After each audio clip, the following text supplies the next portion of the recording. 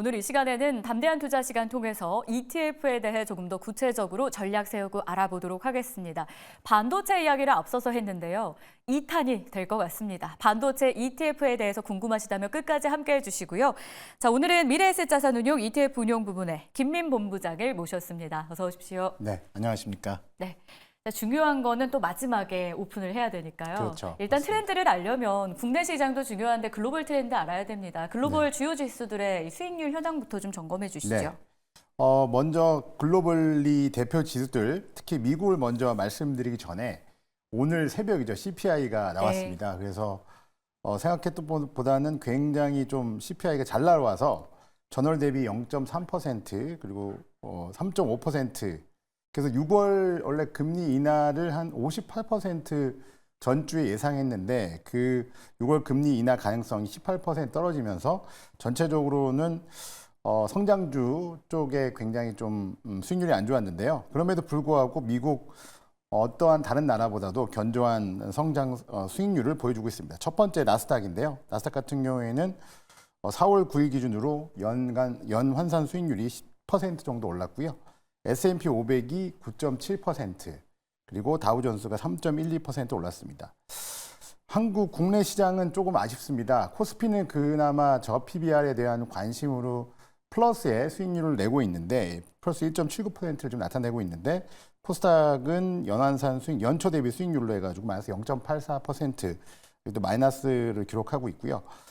그에 비해서 유럽은 굉장히 흥미롭습니다. 늘 말씀드리지만 유럽 같은 경우는 지금 11.9% 연초 대비 수익률을 보이고 있는데요. 그 이유는 유럽 같은 경우에도 AI 관련된 반도체, 아까도 방금 패널분들이 반도체 얘기를 하셨지만 한국에도 반도체 기업이 많지만 유럽에도 영국이나 네덜란드 같은 경우에는 ASML이나 ARM 등 아주 탄탄한 반도체 기업들이 있습니다. 그래서 그 수혜를 받고 있고요. 그리고 글로벌 유통망이 지금 중국에서 유럽으로 특히 중무장대 업종이 이동하고 있습니다. 그러면서 전체적으로 지금 유럽의 대표 지수인 유로스톡스 50이 11.8%의 수익률을 보고 있고요. 일본 같은 경우에는 지금 니케이 225가 4만 포인트를 찍고 지금 약간 주춤하는 모습인데 어쨌든 간에 이런 모습들이 일본의 기준금리 인상이 3월 19일에 있었는데 어떤 방향으로 나올지 많은 분들이 궁금해하고 있습니다. 중국 같은 경우에는 바닥을 좀 찍은 것 같고요. 지금 2.86%. 호주도 중국하고 원자재 기업이 많다 보니까 연결이 2.58%. 다만 아쉬운 것은 홍콩도 이제 중화권인데 홍콩은 외국인 자금이 많이 빠져나가다 보니까 지금 마이너스의 수익률을 계속 보이고 있습니다. 또한 두 번째로 흥미로운 것인데요. 유럽 다음에 인도 같은 경우에는 한 2달 정도는 굉장히 안 좋았는데 최근 한 달 사이에는 1% 정도 올랐습니다. 그래서 인도도 이머징 증시에 대한 관심이 늘어나면서 인도로 자금이 들어오면서 지금 센섹스라는 지수가 1% 이상, 그리고 연초 대비는 3.42%의 수익률을 보이고 있습니다. 어떠한 내용 속에서 글로벌 지수들이 움직였는지 지난 지수의 흐름을 저희가 먼저 점검해 봤는데요. 역시나 시선은 한 군데로 모입니다. 그게 바로 반도체인 것 같아요. 너나 할 것 없이 반도체 이야기가 글로벌 시장 안에서 나오는데요. 지난주에 메모리, 그리고 비메모리 반도체에 대해서 어려운 분들을 위해 우리 쉽게 설명을 해봅시다. 이렇게 1탄을 해주셨는데 2탄으로 오늘은 온디바이스 AI에 대해서 또 알려주신다고 합니다. 조금 더 쉽게 설명할 그런 섹터인가요? 사실 말만 들으면 온디바이스? 이런 생각이 들거든요. 그냥 이름만 들으면 이게 HBM도 어려운데 하나 더 어려운 건가 아닌가라는 생각을 할 수 있는데 굉장히 쉽습니다. 그러니까 디바이스라는 거는 우리가 소위 말하는 핸드폰이나 아니면 패드를 얘기할 수 있는데 이 핸드폰이나 패드 안에 이제 AI를 집어넣는 거죠. 그걸 이제 반도체로 하는 것인데 기존에는 이제 챗 GPT를 보시면 그걸 생성형 AI, 클라우드 AI라고 하는데 그런 AI 같은 경우에는 이제 우리가 이제 그 인터넷으로 연결한 다음에 이제 통역을 해줘. 그러면 이 AI가 이제 학습을 통해 가지고 연산을 통해서 그걸 통역을 해주는데 그게 아니라 그냥 핸드폰 안에 컴퓨터라 그러면 컴퓨터 안에 이 AI 칩을 집어넣고 인터넷 연결이 안 되더라도 이 AI가 알아서 통역을 해주는.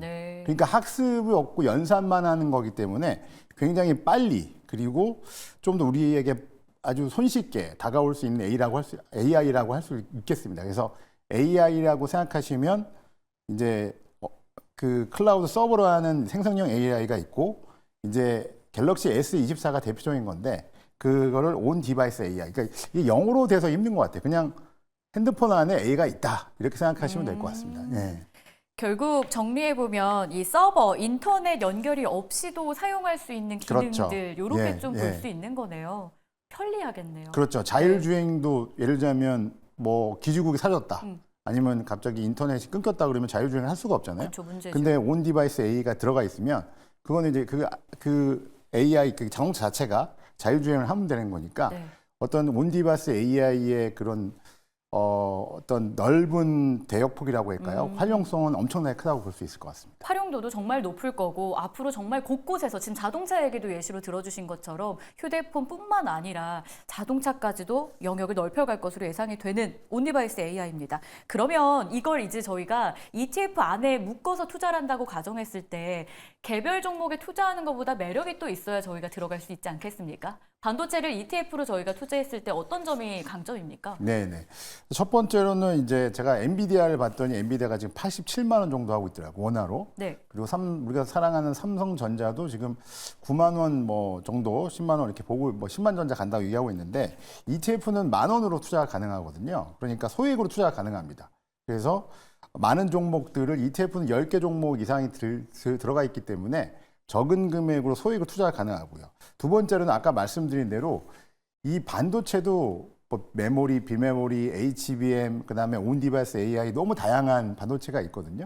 근데 이 반도체를 종목 하나하나로 접근하기에는 쉽지가 않습니다. 그 관련된 밸류 체인도 많기 때문에 하지만 이 ETF는 이제 운영력이 알아서 10개 종목 이상으로 뭐 파운드리, TSMC겠죠. TSMC 밸류 체인 ETF 또 뭐 HBM 관련된 ETF 이렇게 투자를 칠 수 있기 때문에 손쉽게 투자 가능하다라는 측면이 있고요. 그리고 엔비디아가 한 88% 올랐더라고요. 제가 확인해 보니까 올해만 88% 올랐으니까요. 그러면 많은 분들이 엔비디아 투자를 하고 싶지만 또 이게 떨어지지 않을까 하는 걱정을 많이 하고 있거든요. 맞아요. 근데 ETF 같은 경우에는 최소한 10개 종목으로 구성되어 있기 때문에 분산 투자가 자동으로 가능합니다. 그리고 이제 엔비디아나 해외에 있는 종목, 아니 유럽에 있는 종목을 투자하려 그러면 환전을 하셔야 되고 시차 밤에 새벽에 일어나서 투자를 하셔야 되는데 이 ETF는 국내 상장이 되기 때문에 낮에 지금 장중에 하실 수가 있고요. 또 제일 중요한 거는 네. 해외 주식은 퇴직연금, 개인연금에서 하실 수가 없어요.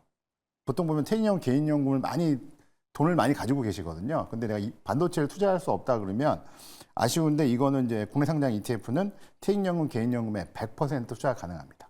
그렇게 쉽게 그래서 반도체에 투자할 수 있다. 그래서 물론 개별 주식으로 반도체를 투자하는 것도 좋은 방법이긴 하나 좀 더 넓게 본다 그러면 반도체를 투자하시면 ETF를 투자하시면 더 좋게 더 활용성 있게 투자할 수 있다 이렇게 말씀드릴 수 있을 것 같습니다. 소액 투자도 가능하고 해외 종목 투자의 이점도 가져갈 수 그렇죠, 있고 맞습니다. 여기에 시차에 대한 부담도 네네. 없고 또 하나 저는 눈에 띄었던 게 분산 투자 가능하다라는 그렇죠. 거였는데 그럼 자연스럽게 변동성도 낮춰지는 거 아니에요? 그렇죠. 그리고 올랐다가 떨어지는 거 걱정되잖아요. 맞습니다. 너무 잘 아시고 계시고 앵커님. 또 중요한 거는 반도체가 굉장히 어려워요. 네. 내가 일일이 공부해서 이 종목 나은지 안 나은지 구별내기 쉽지 않습니다. 맞아요. 하지만 저 같은 운용력들이 밤새면서 공부를 하고 있습니다. 네. 그래서 그분들한테 맡긴다고 한다면 좀 더 손쉽게 전문가의 손길을 도움을 받으면서 투자하실 수 있다 이렇게 말씀드릴 수 있을 것 같습니다. 저만 하더라도요. 오늘 같은 주제로 방송을 하게 네. 되면 반도체 밸류 체인이라던가 관련된 뭐 맞습니다. 장비 예. 뭐 패키징 되게 뭐, 많잖아요. 앞서 너무 클린룸 얘기도 저희가 했었는데 이걸 다 알아보기가 쉽지가 않은데 네. 지금 ETF는 이렇게 운용력들이 그렇죠. 다 알아서 좋은 종목으로 정기 6개월마다 리밸런싱이라는 걸 네. 하는데 정기 병행을 하는데 나쁜 종목은 빠지고 좋은 종목을 이렇게 테이킹할 수 있도록 신경을 많이 쓰고 있습니다. 종목 선별에 대한 신뢰감도 있을 것 같고요. 네, 네. 자, 그러면 구체적으로 이 대표적인 반도체 관련 ETF에는 어떤 것들이 있는지 이게 또 관건입니다. 네, 네. 알려주시죠.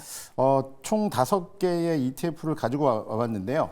오픈 AI 관련된 온디바이스 AI 관련된 ETF는 다음 주에 4월 16일 날 상장이 됩니다. 그래서 요거는 다음 주에 제가 말씀을 드리고요. 네. 현재 상장돼 있는 ETF 중에서 반도체에서 가장 많이 활용되고 있는 ETF는 타이거 미국 필라델피아 반도체 나스닥이라는 ETF입니다. ETF는 순자산 총액이 이제 2조 3천억이나 되고 있고요.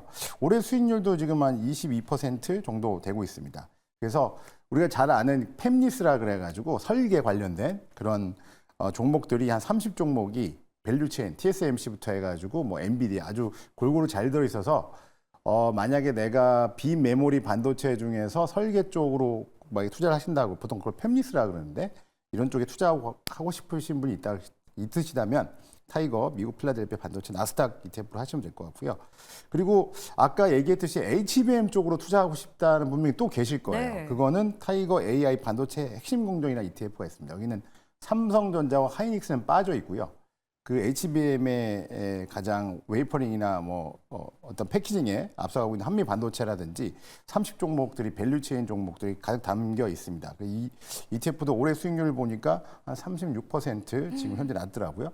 그리고 일본 반도체도 전체 글로벌 시장의 부품 소재의 70%는 일본 기업이 지금 하고 있습니다. 그래서 일본 반도체에 대한 관심도 또 지금 N저가 굉장히 이제 극대화되고 있거든요. 네. 그러면 어떤 환 차이까지 고민하신다 그러면 타이거 일본 반도체 팩셋으로 투자하시면 좋을 것 같고요. 그리고 반도체 같은 경우에도 전공종, 후공종이 있습니다. 그래서 나는 전공종을 좀 더 투자하고 싶어 이렇다고 하신다면 반도체 전공종 ETF가 있으니까 이 ETF에 투자해 보셔도 좋은 것 같고요. 그리고 나는 그냥 한국에 있는 네. 반도체가 좋아. 그러면 FNK 반도체 투자하시면 좋을 것 같습니다. 좋습니다. 5개 ETF에 대해서 구체적인 설명까지 들어봤습니다. 지금까지 김민 본부장이었습니다. 고맙습니다. 네, 감사합니다. 저희가 준비한 소식은 여기까지입니다. 내일 이 시간에 다시 찾아올게요. 시청해주셔서 고맙습니다.